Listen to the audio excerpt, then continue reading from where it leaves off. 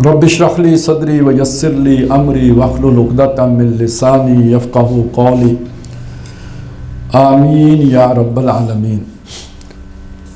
मौजू हमारा तवालत तलब है, लेकिन ये कि कोशिश हमने यही करनी है कि कम से कम वक्त में इसका अहाता किया जा सके, लेकिन ये कि बहरहाल इसके लिए शायद हमें 3-4 नशिस्तों का एहतमाम करना ही पड़ेगा। पहली बात ये इसमें आपके सामने मैं रखना चाहता हूँ कि इंसानों की पैदाइश का मकसद, इंसानों और जिन्नों की पैदाइश का मकसद कुरान मजीद ने इबादत को करार दिया है। वमा खलक़तुल जिन्न वल इंसा इल्ला लियअबुदून, कि अल्लाह ताला फरमाते हैं, जो खालिक है वो फरमाता है कि मैंने जिन और इंस नहीं बनाए मगर अपनी इबादत के लिए बनाए हैं, ताबेदारी के लिए बनाए हैं, फर्मा बरदारी के लिए बनाए हैं और बंदगी के लिए बनाए हैं। आप इसका जो भी यही मफहूम इसका बनता है।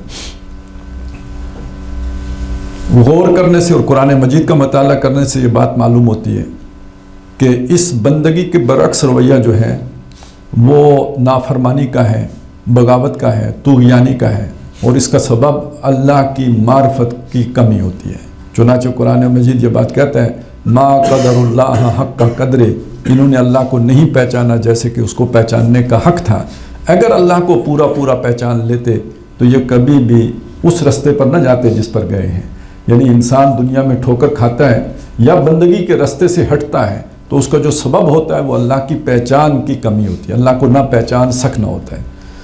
जब इंसान अल्लाह को नहीं पहचानता तो कुरान ये भी बताता है कि वह अपने आप को भी नहीं पहचान सकता। वला तकूनु कल्लज़ीना नसुल्लाह फ़अन्साहुम अनफुसहुम, उन लोगों की तरह न हो जाना जो अल्लाह को भुला बैठे तो नतीजे के तौर पर अपने आप से भी गाफिल हो गए। असल में ये एक गहरा मजमून है, ये ख़ुद तवालत तलब है। मैं सिर्फ इशारा कर देता हूँ कि इंसान निरा हैवान नहीं है, और इंसान के अंदर जो असल उसकी असलियत है, जिसे आप कल्ब सलीम कहते हैं और कल्ब मुनीब कहते हैं, वो उस रूह की वजह से जो अल्लाह ने उसके अंदर वदियत की है। फ़ैज़ा सव्वैतुहु का मतलब है हैवानी वजूद की तकमील हो जाना, उसका तस्विया हो जाना, मुकम्मल कर लेना हैवानी वजूद को। जब वो हैवानी वजूद पूरे आबोताब के पर आ जाए, जोबन पे आ जाए, वह नफ़ख़्तु फ़ीही मिन रूही, और उसके बाद मैं उसमें अपनी रूह में से भी फूंक चुका हूँ। यानी हैवानी वजूद की ज़िंदगी एक अलग बात है और रूह एक अलग चीज़ है। ये सेल्फ सफिशेंट है दोनों। रूह को जिस्म की ज़रूरत नहीं है और जिस्म को रूह की ज़रूरत नहीं है। वो रूह के बगैर भी ज़िंदा रह सकता है, ये बात समझ लें। रूह जान नहीं है, जान के बगैर मुर्दा है। रूह के बगैर आप में जान हो सकती है, आप सांस ले सकते हैं, आपका कल्ब धड़क सकता है, आपका खून गर्दिश कर सकता है, जैसे भैंस में करता है, जैसे कुत्ते में करता है, जैसे बिल्ली में करता है, ऐसे किसी इंसान में भी कर सकता है। तो जब वो मैं इंसान बना चुका हूँ उसके बाद उसमें अपनी रूह में से भी फूंक चुका हूँ। फ़क़ऊ लहू साजिदीन, तो इसके आगे सजदे में गिर पड़ना। अब आज का इंसान चूँकि अल्लाह से गाफिल, नतीजा ये कि उसने अपने आप को सिर्फ हैवान समझा है। वो डार्विन हो तो यही बताएगा कि आप हैवान हो, फिर फ्राइड आके बताएगा कि जिनसी हैवान हो, एडलर आके बताएगा नहीं अर्ज टू डोमिनेट है, मार्क्स आके बताएगा नहीं ये पेट है जिसकी वजह से आप ये सारी एक्टिविटी करते हो। मोटिव क्या है, मुहर्रिक क्या है, क्यों सरगर्म, क्यों मतलब कहाँ गई इबादत। वमा खलक़तुल जिन्ना वल इंसा इल्ला लियअबुदून, तो डार्विन से पूछें तो नहीं बनाया मगर जिनसी ख्वाहिश पूरी करने के लिए, तो अपना फ्राइड से पूछें, और एडलर से पूछें तो गलबा हासिल करने के लिए, और मार्क्स से पूछें तो पता चलेगा जी कि बस आप पेट की रोटियां जमा करने की खातिर बनाया। तो ये फिर इंसान अपने आप से गाफिल होकर अपने आप को हैवान के साथ आइडेंटिफाई कर लेगा, हैवान ही समझ लेगा। जो सबसे पढ़े लिखे लोगों का ये हाल है कि वो अपने आप को आज हैवान समझते हैं, और पूरी यानी ये आलमी तहजीब है। इस वक्त पूरा निज़ाम इसी उसूल कानून इसी बुनियाद पर बनते हैं, तहजीब तमद्दुन इसी बुनियाद पर उस्तवार हैं कि इंसान एक हैवान है। तो वला तकूनु कल्लज़ीना नसुल्लाह फ़अन्साहुम अनफुसहुम, अपने आप से गाफिल हो जाओगे। अब देखिए पहली बात क्या, इबादत के लिए बना। इबादत के लिए बना वो नहीं हो सकती जब तक कि अल्लाह की पहचान न हो। अल्लाह की पहचान नहीं हो, अल्लाह से गाफिल होगा तो अपने आप से गाफिल होगा, अपने आप से गाफिल होगा तो उसका मकसद हयात जो इबादत था उससे गाफिल हो जाएगा। और फिर ये कि वो एक अपने आप को हवान समझ, किसी बालातर नस्बुलैन मकसद हयात का कोई तस्वुर उसके जहन में नहीं आएगा, अपने आप को महज एक हवान समझ लेगा। اب یہ ساری بات اصل میں نے تمہیداً آپ کے سامنے عرض کی ہے کہ یہ سمجھ لیں کہ اگر اللہ کی معرفت اور پہچان نہ ہو تو کتنا بڑا نقصان ہوتا ہے. یہ کوئی معمولی سی بات نہیں ہے کہ بھئی آپ نے ایک ہستی کو نہیں پہچانا. یہ در حقیقت اپنی ہستی کا بھی خون کر دینے والی بات ہے اور اپنا مقام و مرتبہ بھی اس اشرف المخلوقات سے گھٹا کر ایک حیوان کی سطح پر لا کے کھڑا کر مترادف کر دینے کی بات ہو جاتی ہے. تو یہ ایک طرف کا نقصان نہیں ہے، یہ دو طرفہ نقصان ہے. اچھا، اب اگلی بات یہ ہے کہ اللہ کو پہچانے کیسے. یہ ایک ذرا سوچئے گا، میری بات پر غور کیجئے. میں ابھی ایک لفظ بولتا ہوں سورج،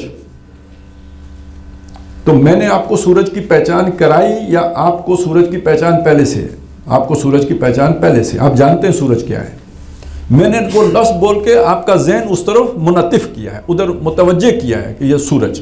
میں نے کہا آگ، آپ کے سامنے کوئی نہ کوئی آگ کا چولہا آ گیا یا لاؤ آ گیا، کوئی آتش دان آ گیا، کوئی نہ کوئی آپ کے ذہن میں وہ جو پہلے سے موجود تصور ہے، میرے اس لفظ نے اس تصور کی طرف آپ کی رہنمائی کی ہے.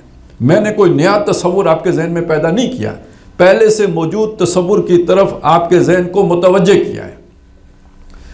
قرآن مجید اللہ تعالیٰ کے بارے میں یہ بات کہتا ہے، یا یوں کہیے کہ اپنے سارے استدلال کی بنیاد اس بات پر رکھتا ہے کہ انسان اللہ کو پہچانتا ہے. جیسے میں آپ کے سامنے اعتماد سے کہتا ہوں آگ، اور مجھے پتہ ہے آپ کو آگ پتہ ہے کیا شے ہے. جیسے میں کہتا ہوں پانی، مجھے پتہ ہے آپ کو معلوم ہے کہ پانی کیا چیز ہے. اس طرح قرآن مجید ہمارے سامنے اللہ کا تعارف پیش کرتا ہے، گویا ہمیں پتہ ہے اللہ کے بارے میں، وہ یاد کرا رہا ہے. اس لیے وہ کہتا ہے انہو تذکرہ، کلا انہو تذکرہ، یہ ذکرہ ہے، ذکرن ہے، یعنی یاد دہانی کا ذریعہ ہے. اچھا، آیت کا بھی مطلب نشانی ہوتا ہے. نشانی کیا کرتی ہے؟ کسی جو آپ جس کو جانتے ہوتے ہیں، بھول گئے ہوتے ہیں، اس کی نشانی دیکھ کے وہ یاد آ جاتا ہے. یہ تذکرہ اور ذکر اب آپ کے انا نحن نزلنا الذکر وَإِنَّا لَهُ لَحَافِظُونَ. تو ذکر یاد دہانی اسی کی ہوتی ہے جو جس کو آپ پہلے سے جانتے ہو. یاد کرا دینا یعنی کوئی بھولی ہوئی شے تھی، بھولتی وہ شے ہے جو معلوم ہوتی ہے، وہ بھول جاتی ہے. جو اجنبی ہے اسے یہ نہیں کہتے بھول گئے. اجنبی تو آپ یہ کہتے ہیں جانتے ہی نہیں، پہچانتے ہی نہیں. اجنبی جس سے کوئی تعارف نہیں ہے، اور بھولا ہوا یعنی جس سے تعارف تھا اس کے بعد بھول گئے. تو قرآن یہ کہتے ہیں میں ذکرہ ہوں، یعنی بھولی ہوئی حقیقت کو یاد کرانے کے لیے آیا ہوں. قرآن یہ کہتا ہے میں تذکرہ ہوں، یعنی اس کی یاد دہانی میں کرا دوں گا. یہ ہے اصل میں بنیادی بات جو سمجھنی ہے. اب آپ یہ دیکھیے کہ ہم جب اپنے اندر جھانکیں تو ہم نے تو اللہ کو نہیں دیکھا، ہم نے نہیں دیکھا اللہ کو، تو پھر کیسے ہمیں پہچانے؟ تو یہاں ایک وہ مضمون شروع ہوتا ہے جو آج کی نفسیات کے احاطہ میں نہیں آتا. یہ جیسے ہم فرشتے پر ایمان رکھتے ہیں نا، غیب فرشتہ، جیسے ہم ایمان رکھتے ہیں آخرت پر، جیسے ایمان رکھتے ہیں اللہ پر، یہ بات بھی ایمان بالغیب کی ہے. یعنی جیسے ہم معلوم کر سکتے ہیں دل کیا کام کرتا ہے، ہم معلوم کر سکتے ہیں پھیپھڑے کیا کام کرتے ہیں، ہم معلوم کر سکتے ہیں گردوں کا کیا کام ہے. یہ ایمان بالغیب نہیں ہے، یہ ہمارے اندر کے اعضاء ہیں جن کو ہم جان پھٹک کر سکتے ہیں. لیکن ہمارے اندر کچھ حقیقتیں وہ ہیں جو ہمارے جو ایجاد کردہ آلات ہیں ان کی گرفت میں نہیں آتی، اور وہ ہمارے حواس کی گرفت میں نہیں آتی. ان میں سے وہ روح ہے، وہ جو روح ہے وہ اللہ کو پہچانتی ہے. آپ یوں سمجھ لیجئے کہ ہمارے اندر ایک اللہ تعالیٰ نے ایک سافٹ ویئر انسٹال کیا ہے جو اس وقت وہ کیا ہوتا ہے جی کمپیوٹر کس پہ جو سویا ہوا یعنی وہ سلیپ پوزیشن ہائیبرڈ پوزیشن پہ چلا گیا ہوا ہے. یہ قرآن مجید آ کر اس کو ایکٹیویٹ کر دیتا ہے، اس کو جگا دیتا ہے، وہ فنکشنل ہو جاتا ہے. ابھی وہ ڈی فنکشنل پڑا ہوا تھا، تو اس کے اندر وہ ساری یاد موجود تھی، اس چپ میں موجود تھی، اس جو ریم ہے اس کے اوپر موجود تھی، لیکن وہ سلیپ پوزیشن میں تھی، ہمیں اس کا پتہ نہیں تھا، ہمارے شعور کی سطح پہ نہیں تھی. قرآن مجید نے آ کے اس کا شعور اجاگر کر دیا، اس کو کرنٹ دیا، اور وہ اسکرین پہ جلملانے لگا. یہ تصور کی اسکرین ہے، یہ کوئی فزیکل اسکرین نہیں ہوگی، یہ تصور کی اسکرین ہے جس کے اوپر وہ تصور اجاگر ہو جائے گا. اچھا، یہ اجاگر کرنے کے لیے قرآن مجید وہ جیسے ہوتا ہے نا کہ آپ نے کوئی چیز اگر فرض کریں میلی ہو جائے، دھندلی ہو جائے، اس کے اوپر کوئی زنگ لگ جائے، مسلسل رگڑنے کا کام کرنا پڑتا ہے نا، مسلسل رگڑنے کا کام کرنا پڑتا ہے. تو اب وہ تسلسل کے ساتھ مختلف جگہوں پہ وہ جیسے سنارا جو ہوتا ہے نا، وہ سونے کے زیورات بنانے کے لیے چھوٹی چھوٹی ہتھوڑیاں لگا رہا ہوتا ہے، اس کے اوپر چوٹیں لگا کے تو وہ زیورات بناتا ہے. بالکل اسی طرح یہ قرآن مجید ہمیں اندر سے جا کے آہستہ آہستہ وہ ہیمر ہو رہا ہوتا ہے نا چیزوں کے اوپر، اور پھر وہ چیز ایکٹیویٹ ہو، وہ پہچان ہمیں حاصل ہو جاتی ہے ان الفاظ کے ذریعے سے جو قرآن استعمال کر رہا ہوتا ہے. اب یہاں پہ پہنچ کے میں آگے آپ کے سامنے بات رکھتا ہوں کہ یہ بات مسلمہ ہے کہ اللہ تعالیٰ کی ذات کی کنہ کو کوئی مخلوق میں سے نہیں پا سکتا. وہ نہ اس کی کوئی مثل ہے، نہ مثال ہے، نہ ضد ہے، نہ ند ہے، نہ اس کا کوئی تصور کسی احاطہ خیال میں کیا جا سکے. ذات اللہ کی، اس کی کنہ میں پڑھنا در حقیقت شرک ہی کی کسی گہرائی میں گرنے کے مترادف ہوتے ہیں. اللہ کی جو پہچان ہمیں حاصل ہو سکتی ہے وہ اس کی صفات ہیں، جو بھی اس کے کام ہیں، فنکشنز ہیں، ان سے پتہ چلتا ہے یہ وہ عظیم ہستی ہے. تو قرآن مجید در حقیقت اللہ تعالیٰ کی ان شانوں کے ذریعے سے ہمارے سامنے اللہ کا تعارف پیش کرتا ہے. بالفاظ دیگر میں یہ کہنا چاہتا ہوں، اللہ کی پہچان کا سب سے مؤثر ذریعہ اللہ کی کتاب ہے، اللہ کا کلام ہے. ظاہر ہے انسان کہتے ہیں اپنی باتوں سے پہچانا جاتا ہے، تو قرآن مجید اللہ کا کلام ہے، اس کی باتیں ہیں، اس کے ارشادات ہیں، اس کے فرمودات ہیں، اس کے خطبات ہیں. لہٰذا اللہ کو پہچاننا ہے اگر، تو کہیں کسی جا کے کھو میں گھسنے کی ضرورت نہیں ہے، کسی جنگل میں جا کے ڈیرے ڈالنے کی ضرورت نہیں ہے، کوئی تپسیائیں کرنے کی ضرورت نہیں ہے. قرآن مجید پر تدبر کرنے کی ضرورت ہے، قرآن مجید پر غور و فکر کرنے کی ضرورت ہے. اب یہ میں نے آپ کے سامنے چند آیات پڑھی تھی شروع میں، جو شروع سے موجود تھے، اگرچہ جس کو ترجمہ نہیں بھی آتا ہوگا لیکن اس کو بھی کوئی کیفیت تو محسوس ہوئی ہوگی نا پہلی دفعہ. حالانکہ آپ نے کبھی اس طرح نہیں، اس کو کئی دفعہ پڑھا ہوگا لیکن شاید اس طرح کا تاثر آپ کے اوپر نہ آیا ہو. یہ اللہ کا تعارف ہے. یہ 6 آیات تھی سورہ حدید کی. سبح للہ ما فی السماوات والارض. دیکھیے تعارف، دیکھیے شان، دیکھیے جلال، دیکھیے مرتبہ، دیکھیے آسمانوں اور زمین کی ہر شے اللہ کی تسبیح کر رہی. یہاں سبح ہے، اگلی صورت میں یسبح ہے. اس کا مطلب ہے زمان و مکان ہو گیا نا. سبح ماضی، یسبح حال اور مستقبل دونوں ہو گئے. ما فی السماوات والارض اور ما فی السماوات وما فی الارض، پوری کائنات. زمان و مکان کی ہر شے، ہر دور میں ہر چیز اللہ کی تسبیح. اللہ کی تسبیح یعنی اگر آپ اس مخلوق، یہ جتنی آج ہماری سائنس ہے اور ٹیکنالوجی ہے سب اس میں آ جائے گا کہ جتنی بھی آپ دریافتیں ہوئی ہیں، اگر آپ ان پر غور کرو تو ایک نتیجے پہ پہنچو گے کہ جس نے بھی ان چیزوں کو بنایا ہے اس کی قدرت کمال کی ہے، اس کا علم کمال کا ہے، اس کی حکمت کمال کی ہے. اس میں کوئی عیب نہیں ہے، اس میں کوئی کمی نہیں ہے، اس میں کوئی نقص نہیں ہے، وہ کوئی اس میں حاجت نہیں ہے. یہ ہر شے اپنے وجود سے اس کی گواہی دیتی ہوئی آپ کو محسوس ہوگی. اصل میں آج کے دور کا جو سب سے بڑا لطیفہ ہے، ذرا آپ سوچئے اس بات کو. یہ بات مانی جا سکتی ہے کہ بگ بینگ کے نتیجے میں یہ کائنات وجود میں آئی، یہ ماننے والی بات ہو سکتی ہے.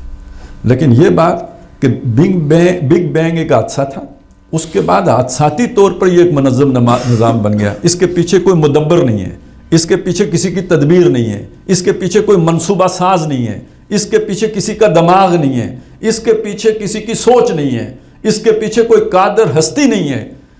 اس سے بڑا لطیفہ کوئی نہیں ہو سکتا ہے کہ بھئی یہاں پہ خودکش دھماکہ کرے اور اس کے بعد مطلب بلڈنگ تباہ ہونے کی بجائے بلڈنگ بن جائے.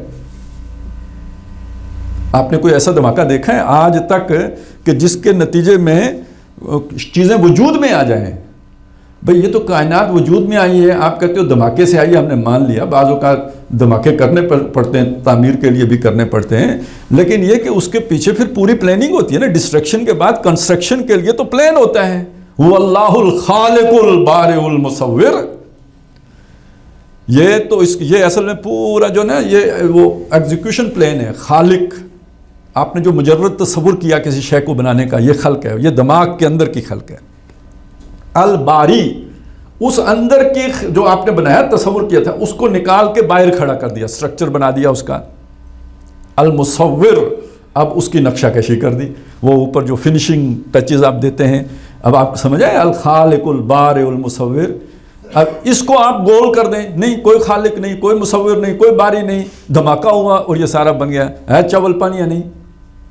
میں یہ کون, پھر تو آپ کو ماننا پڑے گا کہ خودکش دھماکوں کے نتیجے میں اسلامی نظام قائم ہو جائے گا. جتنا زور کا دھماکہ ہوگا اتنے بڑے ملک میں اسلام غالب ہو جائے گا. تو ایسا نہیں ہوتا. آپ ہنس رہے ہیں, اس پہ کیوں نہیں ہنستے جو کہتے ہیں ایک دھماکہ ہوا اور پوری کائنات بن گئی. دیکھیں مطلب کوئی دلیل تبدیل نہیں ہوئی ہے. جو مشرکین کے دور کی احمقانہ دلیلیں تھیں وہی احمقانہ باتیں آج بھی آپ کو سننے کو اس پڑھے لکھے دور میں بھی مل جائیں گی. تو اب آپ کے سامنے وہ تسبیح کا مطلب آیا کہ ہر شے اگر آپ اس طرح آپ کا وہ اندر مر نہ گیا ہو, آپ کا وہ قلب سلیم داغدار نہ ہو گیا, وہ قلب منیب کی بجائے قلب غافل نہ ہو گیا ہو, تو کائنات کا پتہ پتہ آپ کو خدا کی طرف جو ہے نا وہ متوجہ کرنے والا ہے, یاد کرا دینے والا ہے. تو جیسے آیات قرآنیہ اللہ کی یاد کے لیے ہیں, ایسے ہی آیات آفاقیہ ہیں اور ایسے ہی آیات انفسیہ ہیں. اپنے اندر جھانکو, وفی انفسکم افلا تبصرون, اپنے اندر دیکھو, تمہیں سمجھ نہیں آتی. یہ نظام بس ایسے ہی بن گیا, اس کے پیچھے کوئی خالق نہیں ہے.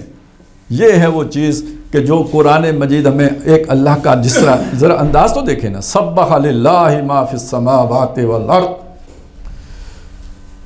وہو العزیز الحکیم.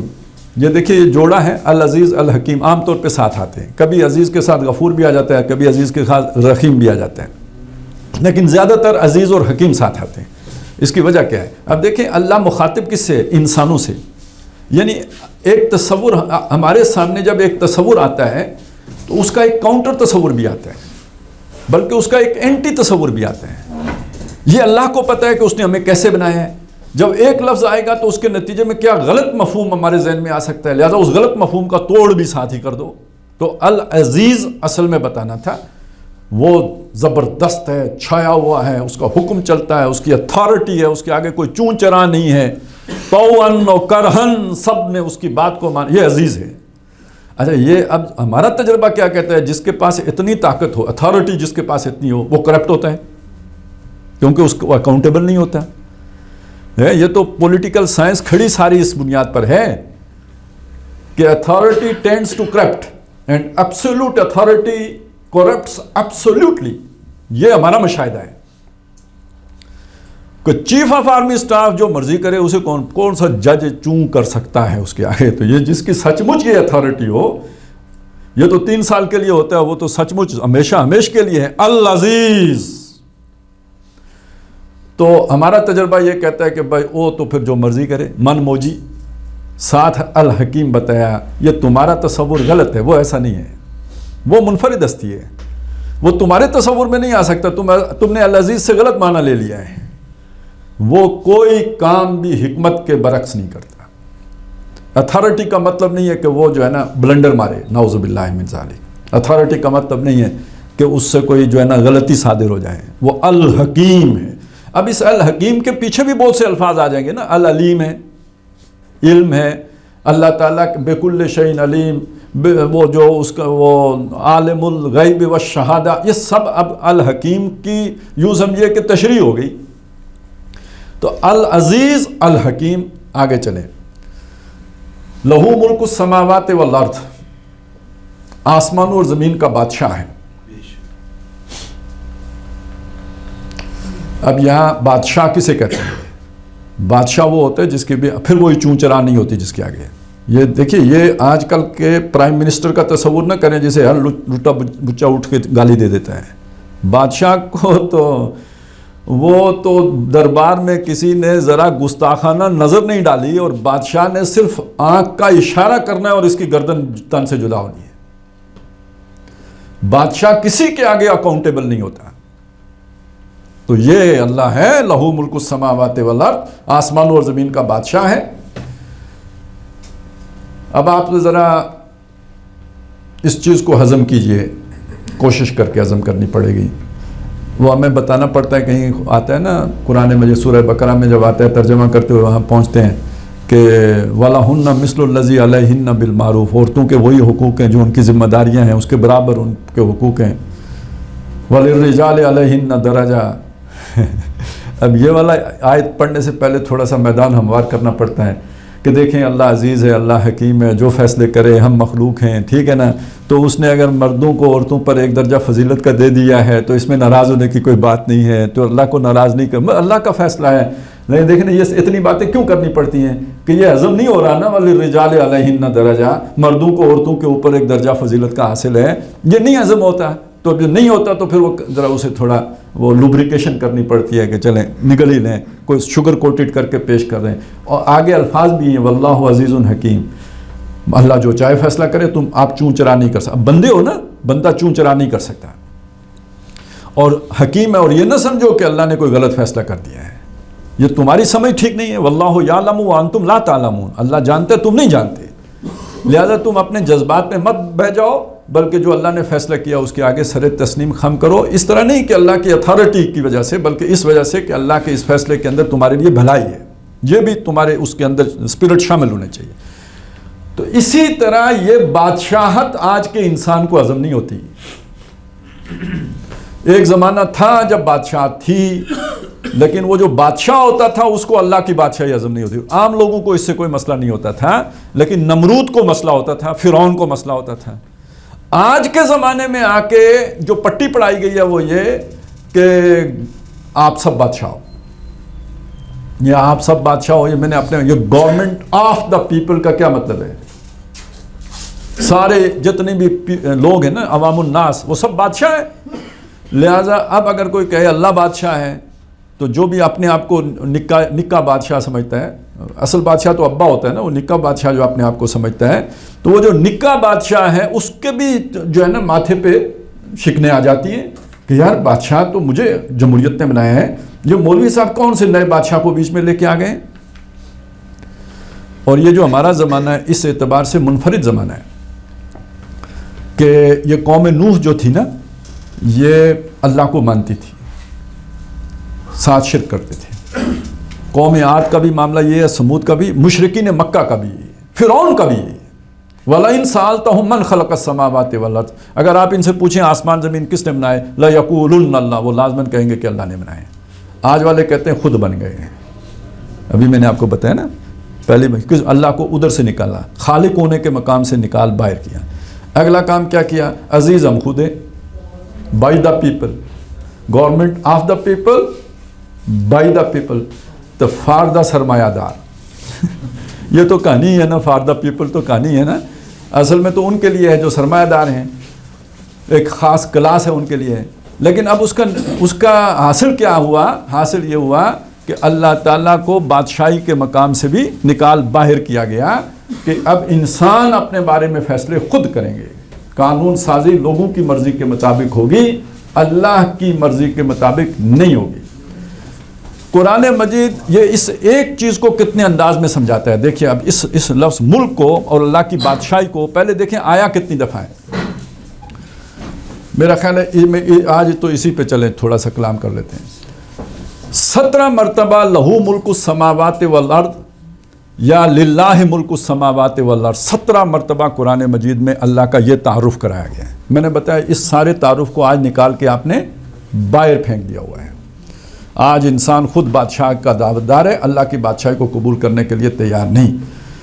یہ وہ کام ہے جو قوم عاد اور سمود نے بھی نہیں کیا. یہ آج کے انسان نے اجتماعی کھاتے سے اللہ کو بالکل نکال کے باہر پھینک دیا ہے. جسے وہ سیکولر فیلڈ کہتے ہیں، وہاں کہتے ہیں کسی مذہب کی ہم نہیں مانیں گے.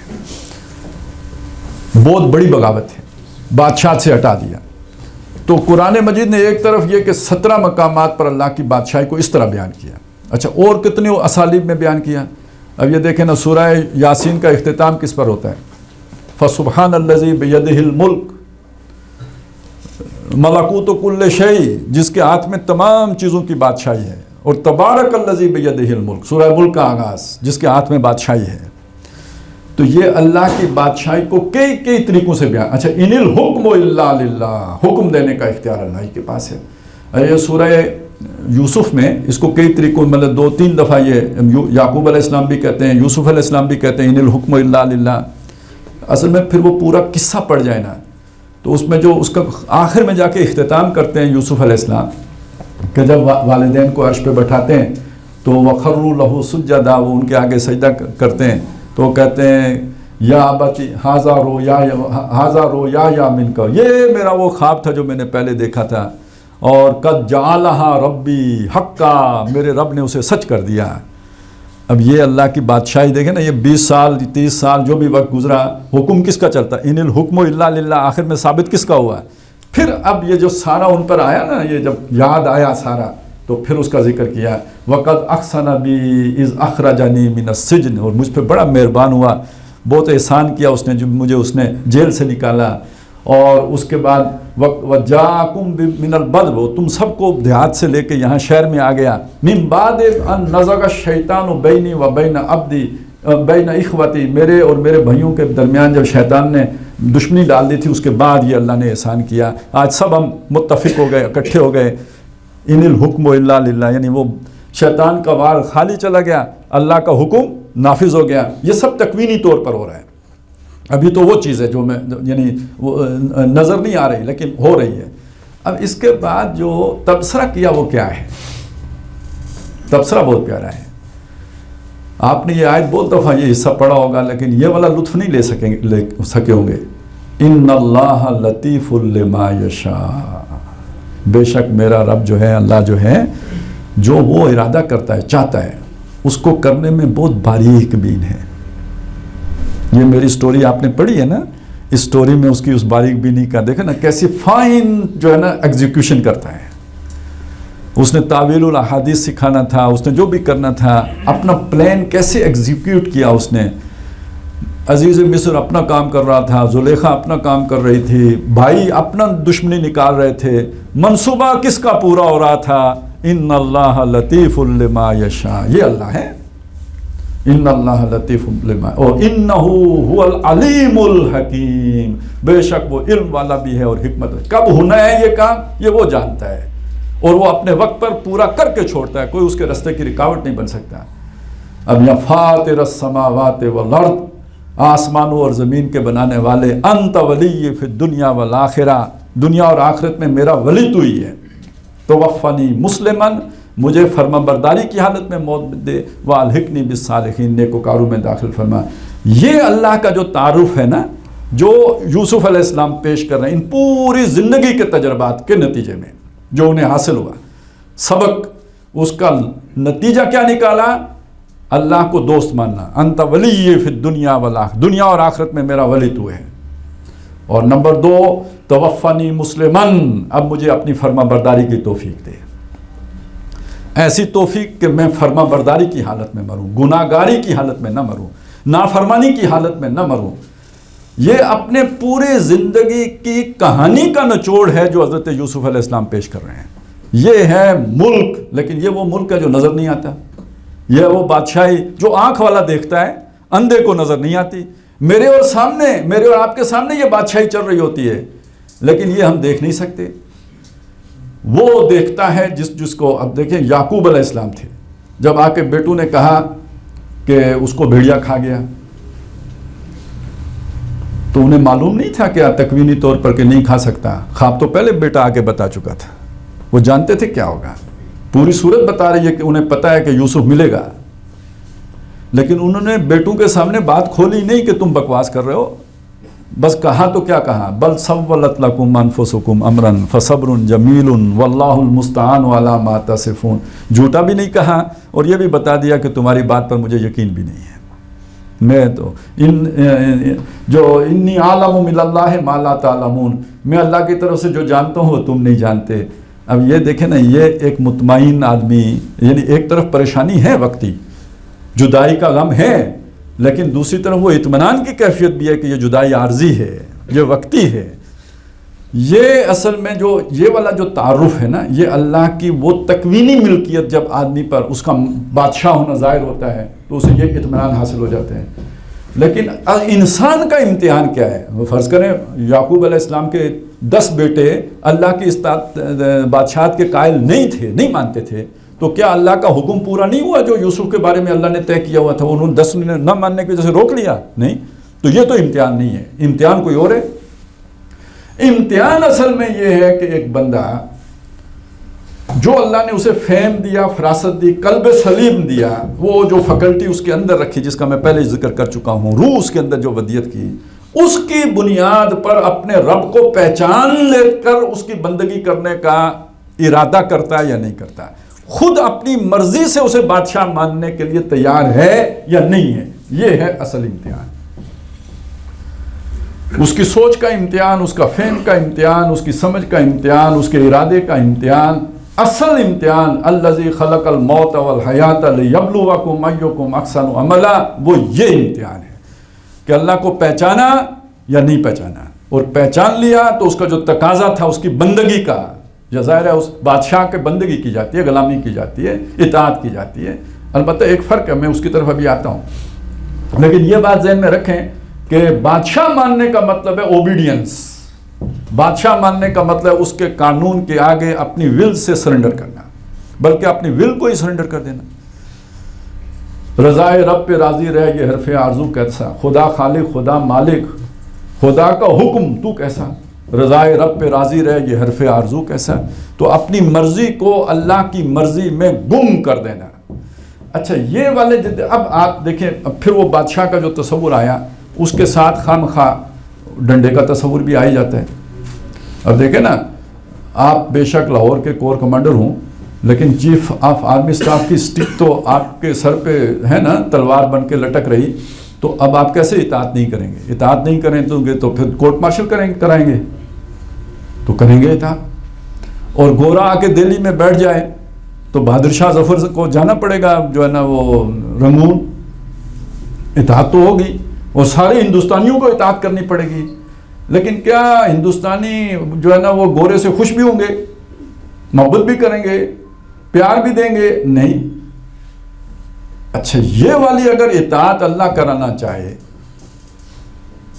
تو جیسے چاند تارے آسمان زمین کی ہر شے اللہ کی اطاعت کر رہی ہے، انسان بھی کرے، کیسے انسان انکار کر سکتا ہے؟ دیکھیں یہ اجرام سماویہ میں سے کوئی اپنے راستے سے ہٹتا ہے جو اس کے لیے مقرر کر دیا گیا؟ لا الشمس ينبغي لها ان تدرك القمر ولا الليل سابق النهار وكل في فلك يسبحون۔ تو انسان اپنے راستے سے دائیں بائیں کیسے ہو سکتا ہے اگر اللہ اسے پابند کر دے؟ لیکن اللہ نے پابند نہیں کیا، اللہ نے صرف انسان کو اجازت دی ہے کہ ٹھیک ہے تمہارا اختیار ہے، چاہو اما شاکرم و اما کفورا، چاہو تو شکر گزار بنو، چاہو تو ناشکر بنو۔ اور اللہ نے بتایا وَلَوْ شِئْنَا لَآتَيْنَا كُلَّ نَفْسٍ هُدَاهَا، اگر ہم چاہیں تو ہر جان کو ہدایت دے دیں، لیکن یہ ہمارا چاہنا نہیں ہے، وہ حکمت متقاضی نہیں ہے۔ جو یہ پروجیکٹ ہے نا، اس میں انسان اور جن کے لیے جس کو چاہا کہ یہ اپنی مرضی سے اللہ کی فرما برداری کریں۔ اچھا مرضی سے جب کریں گے تو اس کا مطلب یہ ڈنڈے والی بات نہیں رکھی، تو ڈنڈے والی نہیں رکھی، مرضی والی رکھی، تو اس کی بنیاد پھر محبت ہے، شکر گزاری کا معاملہ ہے۔ شکر اور محبت، یہ دو لفظ آپ ذرا ذہن میں تھوڑی دیر کے لیے رکھیں، اور اس کے پیچھے جو جذبہ ہے اس کو سمجھیں وہ کیا ہے۔ اللہ کو رب ماننا، یہ ملک، یہ بادشاہ جو ہوتا ہے یہ رب بھی تو کہتا ہے نا اپنے آپ کو، جو فرعون کہتا تھا انا ربکم الاعلی، میں تمہارا اعلیٰ رب ہوں۔ رب کے معنی میں مالک ہونے کے معنی بھی شامل ہو جاتے ہیں، بادشاہ ہونے کے معنی بھی شامل ہو جاتے ہیں، ضروریات پوری کرنے کے معنی بھی شامل ہو جاتے ہیں، پرورش کے تقاضے پورے کرنے کی، نشو و نما دینے کے، یہ سارے معنی رب اور الہ کے اس مفہوم میں آ جاتے ہیں۔ جو بھی ہمیں قابلیتیں دی کس نے دی؟ ہماری تقدیر کس نے بنائی؟ ہمیں صلاحیتیں کس نے دی؟ استعدادات ہمارے اندر کس نے رکھی؟ ہمیں وجود کس نے بخشا؟ ہمیں ہمارے موافق ماحول کس نے دیا؟ سروائیول آف دا فٹسٹ، بھئی آپ فٹسٹ بنے نا، جا کے مریخ پر نہیں بن سکتے، ٹھیک ہے نا؟ سروائیول آف دا فٹسٹ کا مطلب یہ ہے جہاں آکسیجن نہیں ہے وہاں آکسیجن کے بغیر سروائیو کرو، کر سکتے ہو، ایک حد تک ہی سروائیول آف دا فٹسٹ ہے، اس حد سے باہر سروائیول آف دا فٹسٹ کا امکان نہیں رہتا۔ اب آپ پوری کائنات کو دیکھیں، ابھی تک معلوم جو بھی دنیا ہوئی ہے، کائنات ہوئی ہے، اس میں کہیں آپ کو آکسیجن نہیں ملی ہے۔ یہ تو انکیوبیٹر ہے کائنات کا، جہاں پہ انسان جو ہے نا پروان چڑھا رہا ہے اللہ تعالیٰ۔ جیسے ہم کوئی بچہ چھوٹا سا جو ابھی اس قابل نہیں ہوتا کہ عام ماحول میں ایڈجسٹ ہو سکے، تو اسے ایک مخصوص جو ہے نا وہ شیشے والی پیٹی کے اندر رکھ دیتے ہیں۔ اللہ تعالیٰ نے اس کائنات میں ایک شیشے کی پیٹی بنائی ہے ہم سب کے لیے، جس میں کہ ہم اس وقت رہ رہے ہیں۔ اب جس کو اس بات کا نہیں پتا وہ اللہ تعالیٰ کی ان نعمتوں کو دیکھتا ہے اور قدر نہیں کرتا، پہچانتا ہی نہیں. وَقَائِمٍ مِّن آیَةٍ فِي السَّمَاوَاتِ وَالْأَرْضِ يَمُرُّونَ عَلَيْهَا، جن کے اوپر سے ان کا گزر ہوتا ہے. وَهُمْ عَنْهَا مُعْرِضُونَ، تو جو ہی نہیں دیتے ان کے اوپر، تو وہ تو اس پر کوئی سوچیں گے ہی نہیں، انہیں تو پرواہ ہی نہیں. لیکن وہ شخص جو سوچتا ہے کہ اللہ نے مجھ پر کیا کیا احسانات کیے ہیں، فَبِأَيِّ آلَاءِ رَبِّكُمَا تُكَذِّبَانِ، تو اب اس کے اندر اللہ کی محبت جوش مارتی ہے. وہ جو محبت جوش مارتی ہے وہ اس اللہ کے احسان کے بدلے میں مارتی ہے. اپنے محسن سے جو محبت ہوتی ہے، یہ وہ محبت ہے.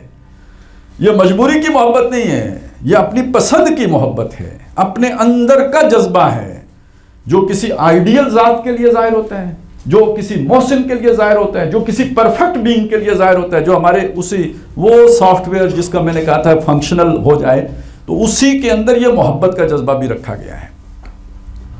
اب اسے ڈائریکٹ کرنا ہوتا ہے عقل نے کہ یہ کس کے لیے ظاہر ہو.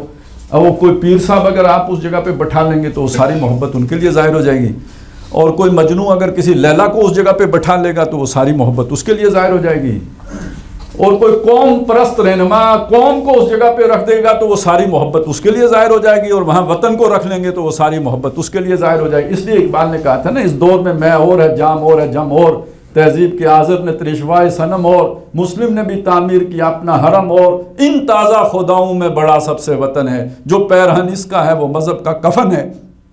کس معنی میں کہا تھا؟ اسی معنی میں کہ جو محبت اللہ سے ہونی چاہیے، اس کی ڈیمانڈ ہے کہ وہ محبت آج اس سے کی جائے. تو یہ اللہ کی محبت، اب یہ دیکھیں پیدا کس سے ہوئی؟ اللہ کے احسانات سے. یہ جو میں نے آپ کے سامنے دعویٰ رکھا ہے، قرآن مجید یہ بات کیسے کہتا ہے؟ طویل ترین آیات میں سے سورہ بقرہ کی، اسے آیت الآیات کہہ سکتے ہیں آپ. ان فی خلق السماوات والارض واختلاف اللیل والنہار والفلک التي تجری فی البحر بما ينفع الناس وما انزل اللہ من السماء من ماء فاحیا به الارض بعد موتها وبث فیها من کل دابۃ وتصریف الریاح والسحاب المسخر بین السماء والارض لآیات لقوم یعقلون، عقل والوں کے لیے. دیکھیں میں نے کہا تھا غافل لوگ نہیں ان نشانیوں سے رہنمائی لیتے، عقل والے ان نشانیوں کو دیکھ کر اپنے اس رب کی ربوبیت کو پہچان لیتے ہیں. جب اسے پہچان لیتے ہیں تو اگلی بات کیا ہے؟ قرآن کی اگلی آیت کیا ہے؟ وَمِنَ النَّاسِ مَن يَتَّخِذُ مِن دُونِ اللَّهِ أَندَادًا. یہ کانٹراسٹ ہے اصل میں. اس کے نتیجے میں محبت تو اس سے ہونی چاہیے نا جس کی یہ نشانیاں ہیں. ان بیوقوفوں کو دیکھو جو اس اللہ کو چھوڑ کے جس کے یہ احسانات ہیں اس کے بجائے اوروں سے محبت کرتے ہیں. اندادن، ند بنا لیتے ہیں، ضد بنا لیتے ہیں، مد مقابل بنا لیتے ہیں، ہمسر بنا لیتے ہیں. یحبونہم، ان سے محبت کرتے ہیں، کا حب اللہ، جیسے اللہ سے محبت کرنی چاہیے. والذین آمنوا، لیکن جو ایمان والے ہیں، اشد حبا للہ، وہ سب سے شدید محبت اللہ سے کرتے ہیں. اب دیکھیے یہ معرفت کے ساتھ محبت جڑ گئی یا نہیں جڑ گئی؟ آپ سب سوچیں. جتنی اللہ کی پہچان بڑھے گی اتنی اللہ سے محبت بڑھے گی. اور یہ اللہ کی طرف، بلکہ چلے میں اسے یوں کہوں، اللہ کی طرف بڑھنے کے لیے بھی اللہ ہی کا ہاتھ تھامنا پڑتا ہے. اللہ نہ چاہے ہم اللہ کی طرف بھی نہیں جا سکتے. وَمَا تَشَاءُونَ إِلَّا أَن يَشَاءَ اللَّهُ. آپ اللہ کی انگلی پکڑنے کے اہل کب بنتے ہیں؟ جب آپ اللہ سے یہ شدید محبت آپ کی ظاہر ہو جاتی ہے. اب اللہ آپ کو تھام لیتا ہے. إِيَّاكَ نَعْبُدُ وَإِيَّاكَ نَسْتَعِينُ. اب آپ کو اللہ بھٹکنے نہیں دے گا. بھٹکنے کے لیے کب چھوڑے گا؟ جب آپ اللہ کی محبت پر کسی دوسری محبت کو ترجیح دیں گے. یہ ترجیح کس محبت کو دیتے ہیں؟ آباؤکم و ابناؤکم و اخوانکم و ازواجکم و عشیرتکم و اموال اقترفتموہا و تجارت تخشون کسادہا و مساکن ترضونہا. یہ 8 محبتیں، ان میں سے کسی ایک کو جب بھی، اس میں ایک اور جمع کر لیجئے جو یہاں نہیں ہے، وفی انفسکم و انفسکم، اپنا آپ بھی نا، اپنی محبت بھی تو ہوتی ہے نا. اگر آپ نے ان 9 میں نے شامل کر دی، یہ جو یہاں پہ نہیں ہے، ان 9 میں سے کوئی محبت اللہ سے بڑھ جائے، اب اللہ تعالیٰ آپ سے ناراض ہو گیا، اندر سے ناراض ہو گیا. اوپر سے تو آپ مولوی ہیں، متقی ہیں، حاجی ہیں، قاضی ہیں، پرہیزگار ہیں، پتہ نہیں مدرس ہیں، مبلغ ہیں، مفسر ہیں، بہت کچھ ہیں، بلا ہیں، پوری وہ کیا ہے، سامری ہیں، بلم بن بہورا ہیں، سب کچھ ہوں گے. اندر سے آپ کی اور اللہ کی کٹی ہو گئی ہے. یہ بنی اسرائیل کے ساتھ کٹی کب ہوئی تھی؟ جب انہوں نے کہا تھا فَذْهَبْ أَنْتَ وَرَبُّكَ فَقَاتِلَا إِنَّا هَاهُنَا قَاعِدُونَ فَلَمَّا زَاغُوا أَزَاغَ اللَّهُ قُلُوبَهُمْ، جب وہ کج ہوئے یعنی اندر تبدیلی ہوئی نا، محبت کسی اور کی غالب آئی، اللہ نے بھی ان کے دل کج کر دیے۔ وَاللَّهُ لَا يَهْدِي الْقَوْمَ الْفَاسِقِينَ، ایسے فاسقوں کو، اب یہ ظاہری فسق نہیں ہے، یہ باطنی فسق ہے، اندرونی فسق ہے، ایسے فاسقوں کو اللہ ہدایت نہیں دیتا۔ یہ جو آیت نمبر 24 ہے سورہ توبہ کی، اس کے آخر میں بھی فاسق کا لفظ آیا ہے، قُلْ إِنْ كَانَ آبَاؤُكُمْ وَأَبْنَاؤُكُمْ، یہ سارا أَحَبَّ إِلَيْكُمْ مِنَ اللَّهِ وَرَسُولِهِ وَجِهَادٍ فِي سَبِيلِهِ، جہاد آ گیا نا، وہ جو بنی اسرائیل نے جس کا انکار کیا تھا، فِي سَبِيلِهِ فَتَرَبَّصُوا حَتَّى يَأْتِيَ اللَّهُ بِأَمْرِهِ، فعل آج ہو گئے ہو، امر اللہ کا موت کی صورت میں آئے گا تو تب تمہیں اپنے فیلیور کا پتہ لگ جائے گا، یعنی اعلان تب ہوگا، ڈیسائیڈ آج ہو گیا ہے، وہ فیصلہ محفوظ نہیں ہو جاتا، عدالت کا فیصلہ محفوظ ہو گیا۔ واللہ لا یہدی القوم الفاسقین، اور یہ تو ابھی سن لو، ایسے فاسقوں کو اللہ ہدایت نہیں دیتا۔ یہ کون سا فسق ہے؟ ظاہری فسق نہیں ہے، باطنی فسق ہے، یہ زیغ ہے، یہی زیغ ہے۔ ربنا لا تزغ قلوبنا بعد اذ ہدیتنا، یہ کسی بھی وقت انسان پر حملہ آور ہو سکتا ہے، ہدایت پا لینے کے بعد بھی، جب اللہ کی محبت پر کوئی دوسری محبت غالب آئے گی، جو ہی غالب آئے گی یہ اندر سے زیغ ظاہر ہو جائے گا۔ جب زیغ ظاہر ہو گیا، اس دل کو اللہ نے ٹیڑھا کر دیا، فلما زاغوا ازاغ اللہ قلوبہم، پہلے خود کج ہوا غیر اللہ کی محبت، اور پھر اللہ نے پکا اسی محبت میں اور گم کر دیا، کھبا دیا، اسی میں ڈال دیا۔ استدراج کہتے ہیں اس کو، کہ نعمتوں کی اتنی فراوانی کر دی کہ وہ اسی کے بوجھ تلے دب گیا۔ اچھا جی، اب یہاں تک بات پہنچ گئی کہ وَمِنَ النَّاسِ مَن يَتَّخِذُ مِن دُونِ اللَّهِ أَندَادًا يُحِبُّونَهُمْ كَحُبِّ اللَّهِ وَالَّذِينَ آمَنُوا أَشَدُّ حُبًّا لِلَّهِ، یہ جو اللہ والے ہیں، اب یہ جو اللہ والے لفظ میرا نکل گیا، میں کہنا نہیں، میں کہہ رہا تھا وہ ایمان والے، اصل میں تو اللہ والے کیوں نکلا، وہ اگلا مضمون کیا ہے۔ یہ جو ایمان والے ہیں یہ اللہ کی پارٹی ہے، حزب اللہ ہے، ٹھیک ہے نا، یہ ایک کشمکش ہے شیطان والوں اور اللہ والوں کے درمیان، جو ہے وہ ستیزہ کاٹ رہا ہے ازل سے تا امروز، تو یہ تو ہمیشہ سے یہ لڑائی جاری ہے، یہ تو چلتی رہے گی آخر دم تک، یہ ختم تو کبھی بھی نہیں ہوگی۔ اللہ والے یہ ہیں جو اللہ سے شدید محبت کرتے ہیں، یہ جو اللہ سے شدید محبت کرتے ہیں یہ اللہ کی پارٹی ہے۔ دو جگہوں پہ اللہ کی پارٹی کا ذکر آیا ہے، سورہ مائدہ میں اور سورہ مجادلہ میں۔ سورہ مائدہ میں بتایا کہ یہ جو اللہ کی پارٹی ہے یہ غالب آئے گی، اور سورہ مجادلہ میں بتایا کہ یہ فلاح پائے گی، دونوں ایک ہی باتیں، غالب ہونا فلاح ہونا، دنیا میں غالب، آخرت میں جنت وہ فلاح ہے۔ اب آپ دیکھیے دونوں جگہوں کس چیز کو زور دیا گیا، دونوں جگہوں میں کس چیز پر زور دیا گیا۔ یہ جو سورہ مائدہ میں اس کا جو بیک گراؤنڈ ہے وہ یہ ہے کہ تم یہودیوں اور نصرانیوں سے دوستی نہ کرو۔ اب یہ جو میں نے تشریح کیا اس کو ذہن میں رکھ کے سوچے نا کیا مطلب ہے۔ یہودی نصرانی دوستی کا مطلب دنیا کے مفاد پر استوار دوستی تھی، اللہ کی محبت نہیں ہوگی تب ان سے دوستی ہوگی۔ یا ایھا الذین آمنوا لا تتخذوا اليہود والنصارى اولیاء بعضهم اولیاء بعض ومن یتولھم منکم فانہ منھم، وہ انہی میں شامل ہو گئے۔ آج جتنے بھی ہمارے مسلمان حکمران ان سے دوستی کرتے ہیں، بنیاد IMF پروگرام، تجارت، یہ وہ محبت، دنیا کی چیزوں کی محبت ہے۔ اب اس کو آگے جا کے کہا ارتداد ہے، یا ایھا الذین آمنوا من یرتد منکم عن دینہ، یہ اعلانیہ ارتداد نہیں ہے، یہ باطنی ارتداد ہے۔ من یرتد منکم عن دینہ فسوف یأتی اللہ بقوم، معلوم ہوا یہ اللہ کی حزب سے نکل گئے، یہ اب یہودی حزب میں شامل ہو گئے، نصرانی حزب میں شامل ہو گئے، اللہ کی حزب سے نکل گئے۔ ان کی جگہ پہ اللہ تعالیٰ کچھ اور لوگوں کو لے آئے گا، یحبہم ویحبونہ، وہ ان سے محبت کرتا ہوگا، یہ اس سے محبت کرتے ہوں گے۔ پہلی بات اچھا، جب یہ محبت کا، یہ تو محبت اندر کا معاملہ ہے، یہ محبت باہر کیسے ظاہر ہوگی؟ یجاہدون فی سبیل اللہ، اللہ کی راہ میں جہاد کرتے ہوں گے، لا یخافون فی اللہ لومۃ لائم، اللہ کے معاملے میں کسی ملامت کرنے والے کی ملامت سے گھبرائیں گے نہیں۔ او یار تیرا کیریئر چلا گیا، او تیری نوکری فخارو، او تینوں کڑ دیتا، او بھائی یہ کیا تمہارا کاروبار تباہ ہو گیا، آئسولیشن میں چلے گئے، او تنہا ہو گئے، او جیل، او گمنام، او یہ ہو گیا وہ ہو گیا، وہ کسی چیز سے گھبرانے والے نہیں ہوں گے، ملامت سے خوفزدہ ہونے والے نہیں ہوں گے۔ یہ دوسری بات ہے، اگر دنیا کی محبت نہیں ہے تو پھر یہ غم نکل جائیں گے ان کے اندر سے، یہ نہیں ہوں گے ان کے اندر۔ لا یخافون فی اللہ لومۃ لائم۔ اور آخر میں جا کے انہی کے بارے میں فرمایا یہ اللہ کے دوست ہوئے نا، اصل دوست، محبت کا دوستی. وَمَن يَتَوَلَّ اللَّهَ وَرَسُولَهُ وَالَّذِينَ آمَنُوا فَإِنَّ حِزْبَ اللَّهِ هُمُ الْغَالِبُونَ. یہ اللہ کی پارٹی ہے. اب آپ دیکھیں سورہ مجادلہ میں چلیں، وہاں بھی اللہ کی پارٹی، پہلے شیطان کی پارٹی کا ذکر آیا، وہ جھوٹ بولنے والے. استحوذ علیہم الشیطان فانساہم ذکر اللہ، اللہ کے ذکر سے غافل، وہ ذکر سے ہی بات چلی تھی، ذکر سے غافل. فانساہم ذکر اللہ، وہ اللہ کے ذکر سے بالکل غافل ہو گئے. اور آخر میں آیا کہ یہ شیطان کی پارٹی ہے اور اولئک هم الخاسرون، یہی خسارہ پانے والے ہیں. اب اس کے مقابلے میں ذکر آیا کہ جو الرحمن کی پارٹی ہے وہ کیا ہے، ان کی کیا صفت ہے.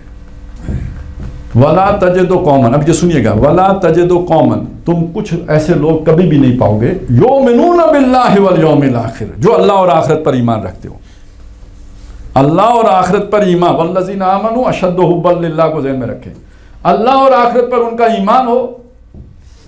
یوادون من حاد اللہ ورسولہ ولو کانوا آباءہم او ابناءہم او اخوانہم او عشیرتہم، کہ وہ محبت کریں ان سے جو اللہ اور رسول کے دشمن ہوں، خواہ ان کے باپ ہوں، ان کے بیٹے ہوں، ان کے رشتہ دار ہوں، ان کے بھائی ہوں، ان سے محبت کرتا نہیں پاؤ گے ان کو. اللہ کی محبت کا یہ تقاضا ہے کہ اللہ کے دشمنوں کے ساتھ محبت نہ کی جائے. اولئک کتب فی قلوبہم الایمان، ان کے دلوں پر اللہ نے ایمان لکھ دیا ہے. والذین آمنوا اشد حبا للہ، اس کے ساتھ اب اس کو تقابل میں رکھ کر دیکھیے، ان کے دلوں میں اللہ نے ایمان لکھ دیا ہے. اور ساتھ اگر وہ آیت بھی پڑھ لیں تو کوئی حرج نہیں ہے. قالت الاعراب آمنا قل لم تؤمنوا ولکن قولوا اسلمنا ولما يدخل الایمان فی قلوبکم، ابھی ایمان تمہارے دلوں میں نہیں گیا ہے. تو ایمان جس کے دل میں چلا جائے اس کا وصف کیا بنتا ہے، صفت کیا بنتی ہے، یہ بنتی ہے. یہ میں نے جو پوری آپ کو کہانی سنائی ہے، میں نے شروع تو یہاں سے کیا تھا کہ وما خلقت الجن والانس الا لیعبدون، اس میں اب عبادت کا تو ذکر ہی نہیں ہے. آیا نہیں آیا؟ یہ محبت کی عبادت ہے، محبت عبادت ہے. یہ عبادت اللہ نے ڈیمانڈ کی تھی. آپ نے تو بس پوجا پاٹ کو عبادت بنا کے سمجھ لیا، اور کی لوڑ دے سڑے کو لوں. باقی ٹائم تو بھائی اللہ کی 5 نمازیں جو جلدی جلدی چھڑکاؤ، اور اس کے بعد جناب جاؤ دکان کرو، کیریئر بناؤ، پروفیشن جو ہے ایکسل کرو. تو یہ پاگل مولوی ہیں جو کہتے ہیں ساری زندگی ان صلاتی و نسکی و مخیایا و مماتی للہ رب العالمین. نہ نہ نہ نہ، یہ والا جو ہے نا اسلام ہمیں نہیں چاہیے. یہ ابو جہل کو بھی نہیں چاہیے تھا، الحمدللہ ہم کو بھی نہیں چاہیے. اور یہ جو ہمارے والا ہے اس سے دگنا ابو جہل قبول کرنے کے لیے تیار تھا. یہ جو ہم چاہتے ہیں نا، یا جس پر ہم عمل کر رہے ہیں، یہ فرعون کو بھی اس پہ کوئی مسئلہ، اور اس سے بش کو بھی کوئی مسئلہ نہیں تھا. یہ والا اسلام ہے جس سے فرعون کو بھی مسئلہ تھا، جس سے ابو جہل کو بھی مسئلہ تھا، جس سے جو ہے نا بش کو بھی مسئلہ ہے، اور جس سے تمام تعبیر کی غلطی والوں کو بھی مسئلہ ہے. اس لیے کہ اب آپ نے دنیا کی محبتیں پوری کرنی ہیں تو کوئی نہ کوئی تو دل کی تسلی کو بہلانے کے لیے کوئی نہ کوئی خیال باندھ کے ہی تو کرنا ہے نا. تو یہ بات ذہن میں رکھیں، اللہ کون ہے؟ وہ نہیں ہے جو آپ نے خود بنایا ہے، وہ ہے جس کا تعارف قرآن نے پیش کیا ہے. اس اللہ کو مانے. آمنت باللہ کما ہوا باسمائہ و صفاتہ، میں ایمان لایا اللہ پر جیسے وہ اپنی اسماء و صفات سے ظاہر ہے. وقبلت جمیع احکامہ، اور میں نے اس کے تمام احکام قبول کرنے کا عہد کیا ہے، میں نے قبول کر لیے. اقرار باللسان، سب لوگوں کے سامنے اعلانیہ کہتا ہوں. وتصدیق بالقلب، دل سے مانتا ہوں. یہ ایمان ہے. تو نہ ہم جمیع احکام ہی پہ عمل کریں، مرضی کے احکام پر عمل کرتے ہیں، یہ عبادت نہیں ہے، یہ بغاوت ہے. اس کو کوئی عبادت کے زمرے میں نہیں لاتا. قرآن کہتا ہے وَمِنَ النَّاسِ مَن يَعْبُدُ اللَّهَ عَلَى حَرْفٍ، لوگوں میں وہ بھی ہیں جو اللہ کی بندگی کرتے ہیں کنارے کنارے کرتے ہیں. مشکل پیش آئے یو ٹرن لیتے ہیں اور کہتے ہیں اس حکمت کا تقاضا یو ٹرن لینا ہے. الحکمت ضالۃ المؤمن وهو احق بها حيث وجدها. اور اگر آسانی ہو تو اللہ کا حکم ماننے کے لیے تیار ہوتے ہیں، اس میں کوئی مسئلہ نہیں ہے، وہ پورا کر لیتے ہیں. تو کیا اللہ اس کو عبادت کہیں گے؟ آپ کا دل مانتا ہے کہ یہ عبادت ہے؟ آپ کا دل بھی نہیں مانے گا، اللہ بھی نہیں مانتا ہے۔ اللہ کہتا ہے افتؤمنون ببعض الکتاب وتکفرون ببعض، کیا اللہ کے بعض احکام مانتے اور بعض نہیں مانتے؟ فما جزاء من يفعل ذلك منكم الا خزي في الحیاۃ الدنیا ویوم القیامۃ یردون الی اشد العذاب، تو کوئی سزا نہیں ہے تم میں سے جو یہ حرکت کرے کہ کچھ پر عمل کرے اور کچھ کو چھوڑ دے، سوائے اس کے کہ دنیا میں اللہ اسے ذلیل کرے اور آخرت میں سب سے شدید عذاب میں ڈالے۔ یہ منافقت ہے، یہ ایمان کا جو ہے نا وہ مظہر نہیں ہے، نفاق کا مظہر ہے۔ تو بہرحال یہ جو چند چیزیں ہمارے سامنے آئی ہیں، آگے ہم ان کو مزید کھولیں گے۔ آج میں نے چاہا کہ ایک تعارف آپ کے سامنے آ جائے، عبادت اصل میں اس کا تقاضا کیا ہے؟ اللہ کی محبت کے جذبے میں یا اللہ کی محبت ہار ہو کر اللہ کے جملہ احکام کی پابندی کرنے کا نام عبادت ہے۔ اور بات یہاں رک نہیں جاتی، وہ اس کا ماڈل جو اللہ تعالیٰ نے ہمارے سامنے رکھا ہے نا، لَقَدْ كَانَ لَكُمْ فِي رَسُولِ اللَّهِ أُسْوَةٌ حَسَنَةٌ، اور دوسرا کون سا رکھا ہے؟ ابراہیم علیہ السلام کا، تو وہ ان کی شخصیتوں سے بھی بات سامنے آتی ہے۔ تو یہ اس پر انشاءاللہ تعالی ہم آئندہ نشست میں گفتگو کریں گے کہ نبی اکرم صلی اللہ علیہ وسلم اور آپ کے ساتھیوں نے یہ جو عبادت کا جو ہمارے سامنے رول ماڈل پیش کیا ہے وہ کیا ہے۔ اقول قولی ھذا واستغفر اللہ لی ولکم ولسائر المسلمین والمسلمات۔